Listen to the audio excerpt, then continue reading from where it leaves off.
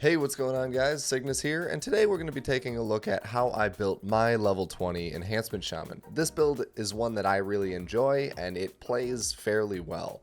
I don't really have an issue with it other than my health pool is a little lacking, so I could probably benefit from a little bit more stamina, but we'll get into that later. I don't have any I level 28 VOEs, so I basically geared him like a linked free to play. We're going to go over everything about an Enhancement Shaman real quick just to see where the value is that we get out of the stats that I chose. First up, spells. Obviously you've got a res. Ghost Wolf is going to be your bread and butter for moving.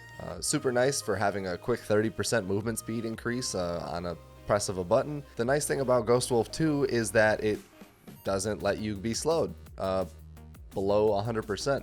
So if you get hamstrung and you pop Ghost Wolf, you're still going to be walking at 100% speed. So if you drop a there's spell number 2. So if you drop an Earthbind Totem behind you and you Ghost Wolf away from a warrior that is hamstrung you, you're going to be walking at normal speed and he is not. So little pro tip for you there. Earthbind Totem summons an Earthbind Totem, and obviously you just saw that it is clickable wherever you want to cast it. That'll slow the targets in 10 yards for 50%. Healing Surge, a quick surge of healing that restores 709 to a friendly target's health. It's your only healing ability. You usually get about 3 or 4 heals off per full mana bar, so just be wary of that. Lightning Bolt, as Enhance, you don't really cast this. The damage isn't that high on it. It would probably be a little bit higher if you were running more mastery. It's your ranged castable ability. Flame Shock, an instant that sears for 59 additionally and then 382 over 18 seconds.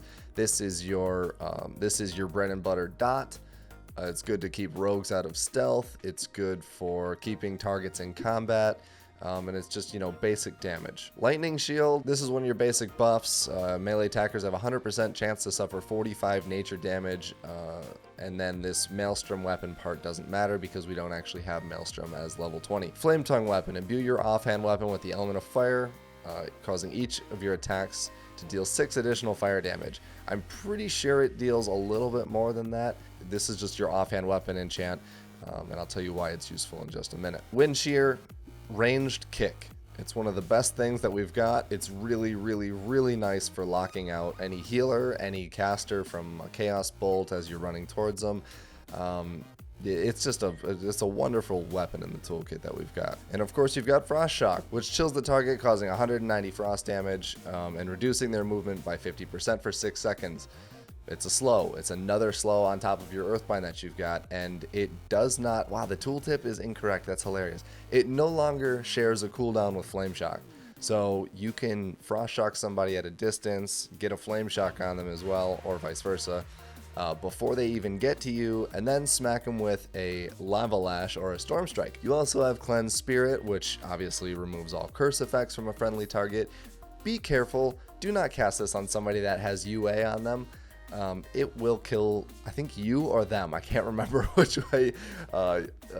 Unstable Affliction deals damage. It's to you or it's to the current target, but you will kill somebody, and whether it be yourself or the person you're trying to help. I always forget that I even have a cleanse, to be completely honest. Lava Lash charges your offhand weapon with fire and burns your target, dealing 108 fire damage. Damage is increased by 100% if your offhand weapon is imbued with Flame Tongue weapon. So this is why you always want to have Flame Tongue on your offhand.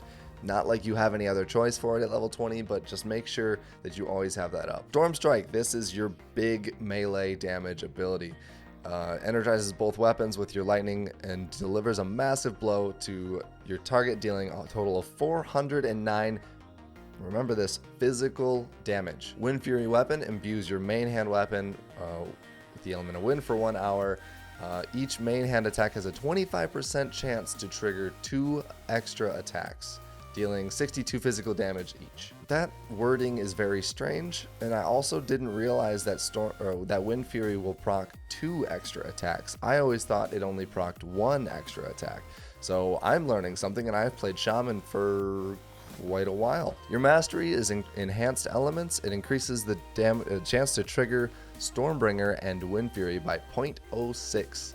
and increase all fire, frost, and nature damage you deal by 16%. It scales way better for restoration, but it also scales pretty well for elemental as well. Enhancement, not so much, but it's okay, right? It scales okay, and by that I mean the fire, frost, and nature damage that you're dealing. That is the part that scales well. The part that doesn't scale well is the chance to trigger Wind Fury, which the fact that your mastery doesn't really scale well for the Wind Fury procs, and we are basically building, and I'll get to this in a second, we are building a lot of agility on this character.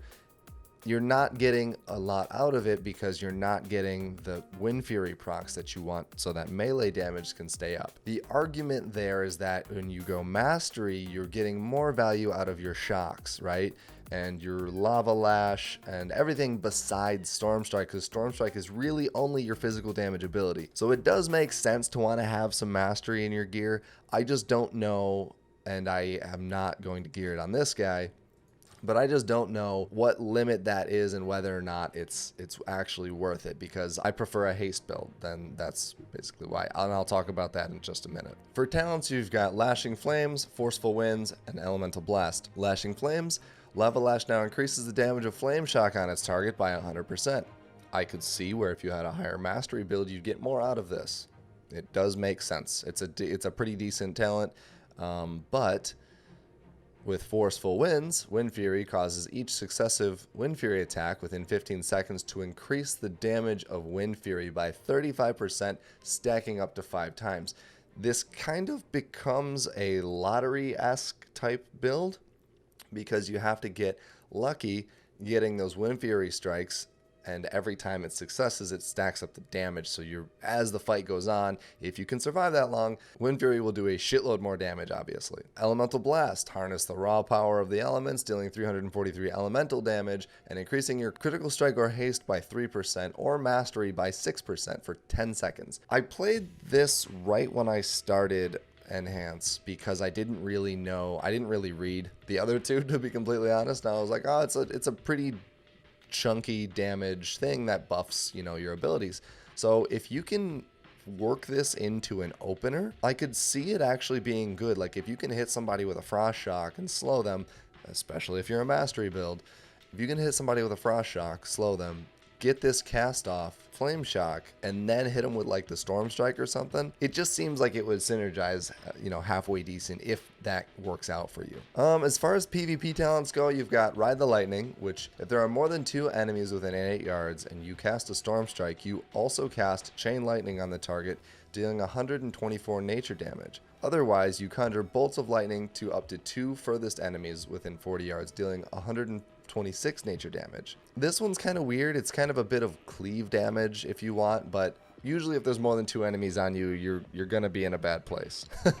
Thunder Charge, you call down bolts of lightning, charging you and your target's weapon.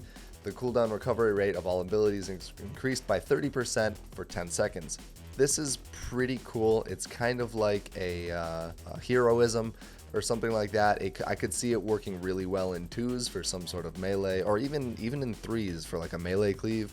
You could pop that, and then you and your target obviously can just smash all your buttons because your cooldown recovery rate is like super high. So that would basically take my Storm Strike from a 6.2 second cooldown to a 4.3 second cooldown. So it would be nice.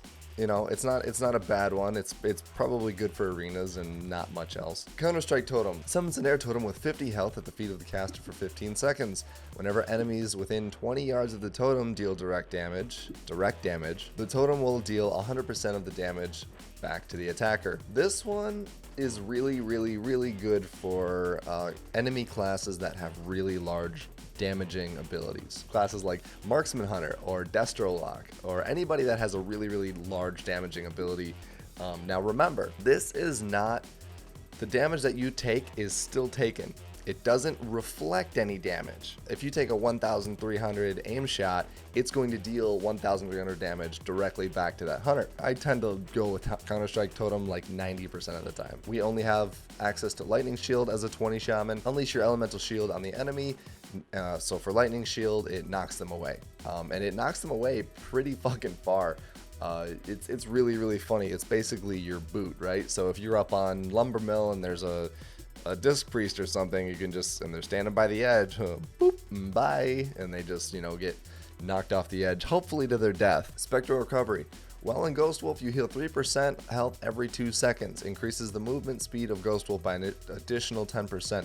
So with this, you're moving at 140% speed rather than 130% speed, and you're healing 3% every 2 seconds. This one isn't really that bad. I actually run this every once in a while just to change things up a little bit, but it's kind of it gives you more of a ranged playstyle. So if you're more of that mastery spec, you kind of can just kite people, right? That's kind of the bread and butter of playing with Spectral Recovery. With that too, I could see you running Elemental Blast, so you're kind of playing Spell Hands in essence, right?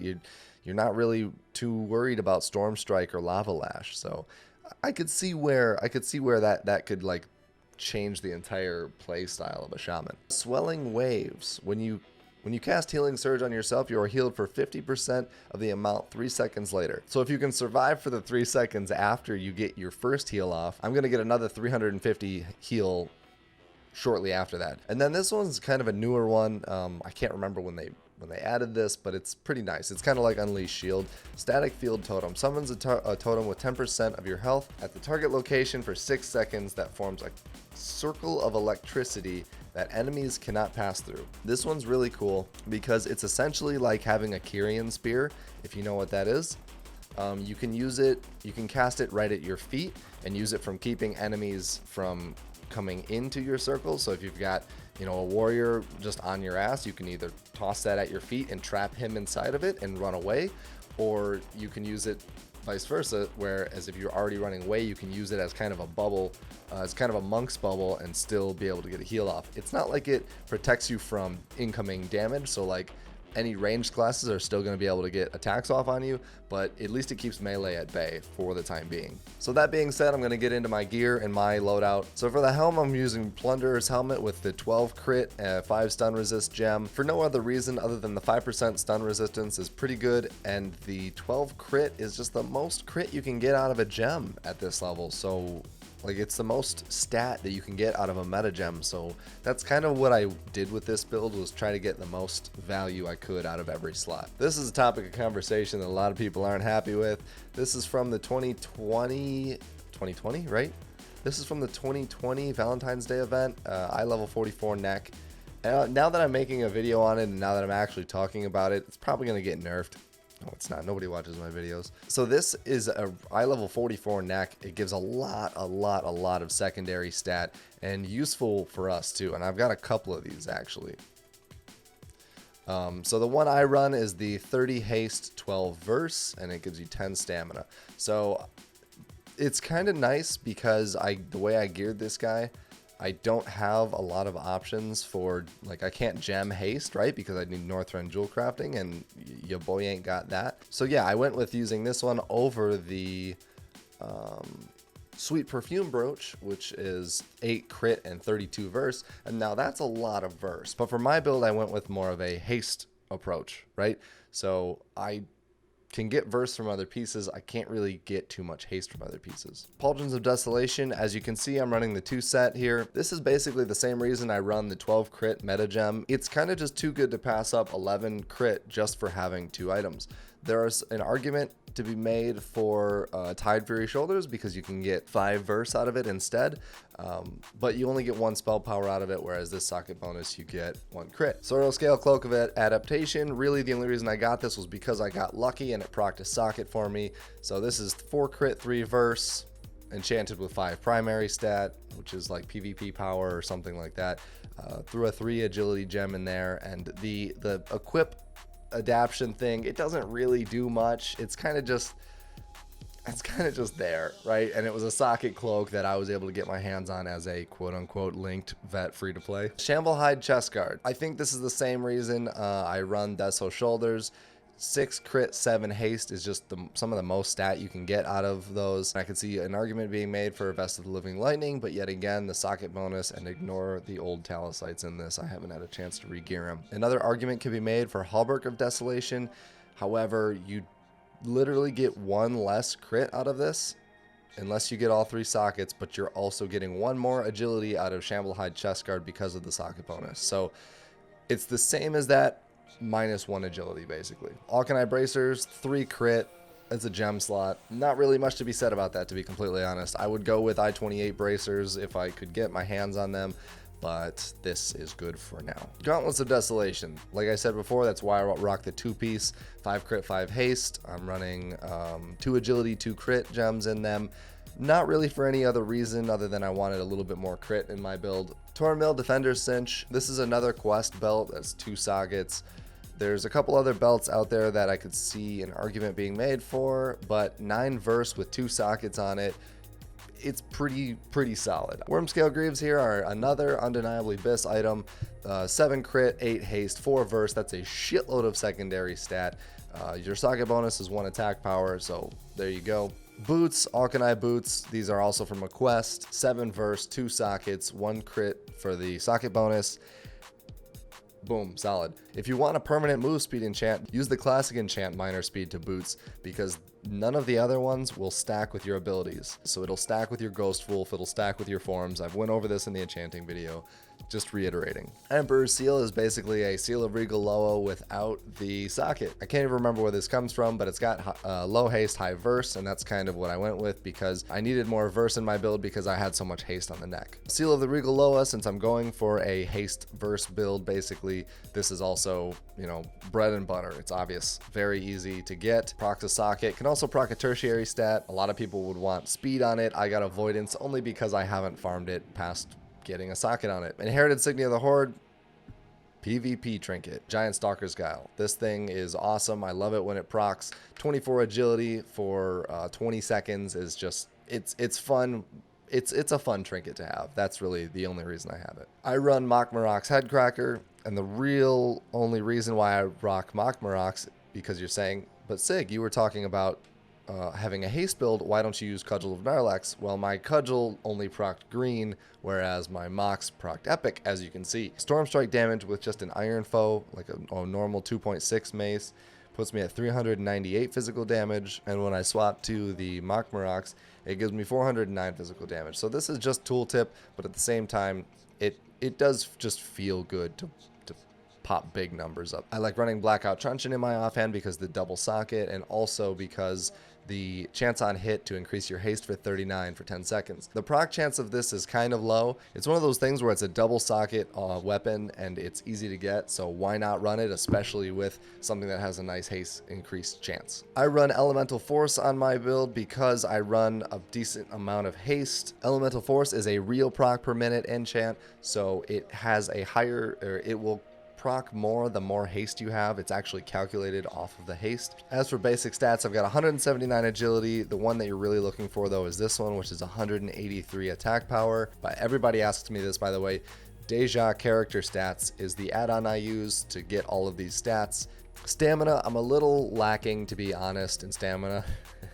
I was actually thinking recently that if I had a chance to redo this character, instead of going agility and crit or just flat agility, I would probably get more mileage out of agility and stamina. You can only do damage so long as you're alive, so it kind of makes sense to have more life, right? It makes a lot of sense to have more stamina. I might try to get some game time on this account to regem this character, just because main stat doesn't get scaled down in BGs, so the most value per gem really that you're going to get is a main stat and a stamina. As for secondaries, I've got 29 crit, and that's really high. I'm almost hitting DR outside of BGs for that. That's mainly because of the Desolation bonus and the 12 crit gem that I'm running from the Helm. And as far as free-to-play gems go, you can get the 3 agility and then the 2 agility, 2 crit.